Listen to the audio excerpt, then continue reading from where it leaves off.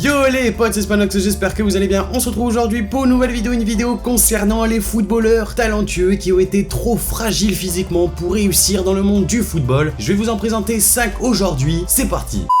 On a tout d'abord Ibrahim Afellay. Il a débuté en 2003 avec le PSV Eindhoven et match après match, année après année, Afellay a montré tout son talent, s'affirmant comme un des joueurs les plus prometteurs du championnat hollandais. Finalement en 2010, Afellay signe au FC Barcelone pour 3 millions d'euros avec l'étiquette du jeune talent. Malheureusement, le 22 septembre 2011, Ibrahim Afellay se rompt le ligament croisé antérieur du genou gauche lors d'un entraînement et son indisponibilité est de 7 mois. Après ces 7 mois, il reprend du rythme lentement car il ne joue pas beaucoup, ce qui poussera le Barça à le prêter à Schalke 04 en Allemagne où il se blessera et sera indisponible pendant de longs mois. Et après plus d'une année d'absence, Afellay fait son retour sur les terrains lors de la 21e journée de championnat. Le Barça ne le conservera pas et le laissera partir à l'Olympiakos gratuitement où il fera une saison plutôt correcte avant de partir à Stoke City en Première Ligue où il chutera pendant quelques mois suite à une grave blessure au ligament. Triste carrière pour le joueur hollandais. On a ensuite Radamel Falcao. Le Colombien s'est fait connaître au FC Porto où en 2 saisons, il dispute 87 matchs pour 72 buts marqués, des stats de fou. Il poursuit dans sa lancée en signant à l'Atlético Madrid en 2011 pour environ 50 millions d'euros. En 2 saisons en Espagne, Falcao marquera 70 buts en 91 matchs, ce qui faisait de lui l'un des buteurs les plus prolifiques d'Europe. Le Calvaire a débuté pour El Tigre lors de sa signature à l'AS Monaco en 2013 pour 63 millions d'euros et un salaire de 14 millions d'euros net par an, devenant ainsi le Colombien le mieux payé. Et c'est le 22 janvier 2014, lors du match de Coupe de France contre Chasselet, que Falcao se blesse gravement à la suite d'un vilain tacle. Falcao souffre alors d'une lésion du ligament croisé antérieur du genou gauche, une blessure qui le tiendra écarté des terrains un long moment. En 2014, il signe à Manchester United, mais Van Gaal ne le fait entrer qu'en fin de match, de même l'année suivante à Chelsea, ce qui lui fait un bilan en Première Ligue assez sombre, soit 5 buts en 2 ans. Heureusement pour lui, dès son retour à l'AS Monaco, notamment lorsqu'il a côtoyé Kylian Mbappé, il a réussi à se remettre dans le droit chemin, mais c'est vrai que ça a été très compliqué à son arrivée sur le rocher. On enchaîne avec Kaka, après 6 ans incroyables du côté du Milan AC où il a notamment remporté une Ligue des Champions et un Ballon d'Or la même année, Kaka décide de rejoindre les Galacticos du Real Madrid pour 65 millions d'euros. Tous pensaient voir un joueur incroyable au milieu de terrain dans la continuité de ses performances, mais une blessure mal soignée en 2008 a refait surface durant le mondial de 2010 en Afrique du Sud. Il aura très peu joué par la suite pour cause de sa blessure, mais également de José Mourinho qui ne comptait pas sur lui. Il ne jouera que 120 matchs en 4 ans, pas toujours titulaire, ce qui est peu pour un joueur de ce calibre et une équipe comme le Real Madrid qui joue tant de matchs par an. Et en 2013, le club madrilène ne compte plus sur le Brésilien et décide de le vendre à son ancien club. Il retrouvera le rythme malgré une blessure aux adducteurs. Kaka a terminé tranquillement sa carrière en 2017 à Orlando City. On poursuit avec Marco Reus. L'Allemand a été approché par les plus grands clubs du monde, mais son souhait était de rester à Dortmund, club dans lequel il évolue depuis 2012. Malheureusement, quand on pense à Reus, on ne peut pas s'empêcher de se remémorer ses graves blessures. La première est probablement la pire pour lui, c'est celle de 2014, où il a été obligé de renoncer au mondial gagné par son pays. À partir de là, il est devenu un joueur de cristal, sujet aux blessures. Il réussissait tout de même à réaliser de bons matchs, mais les blessures refaisaient surface. Un cycle interminable pour le joueur du Borussia Dortmund qui enchaînait blessures, récupération, matchs et ainsi de suite. Les clubs intéressés par Reus dans le passé sont aujourd'hui contents de ne pas l'avoir fait signer car c'est un joueur certes talentueux, mais qui ne parvient pas à faire des saisons pleines. Puis on termine la vidéo avec Thomas Vermaelen. Il a débuté sa carrière pro en 2004 à l'Ajax Amsterdam où il restera pendant 5 saisons. Aux Pays-Bas, Vermaelen s'est affirmé comme un défenseur très solide, devenant même le capitaine de l'équipe. À partir de là, Wenger s'est intéressé à lui et c'est lors de la saison 2009-2010 que les Gunners l'achètent pour 10 millions d'euros. Sa première saison est très bonne, il devient rapidement titulaire, cependant sa deuxième année sera plus critique. Vermaelen se blesse au tendon d'Achille et ne jouera que 5 matchs durant la saison. Et année après année à Arsenal, le Belge parviendra à se blesser quasi chaque saison, perdant même son statut de titulaire indiscutable. La chose incroyable se produit en 2014 lorsque le FC Barcelone recrute le défenseur belge pour 10 millions d'euros. Le club catalan fait signer un joueur qui avait subi plus de 30 blessures durant ses 5 années à Arsenal. En Catalogne, le bilan sera le même, voire pire, car le Belge sera soit blessé, soit remplaçant. Aujourd'hui, Thomas Vermaelen est le dernier dans la hiérarchie des défenseurs du Barça, derrière Gérard Piqué, Samuel Umtiti et Clément Lenglet.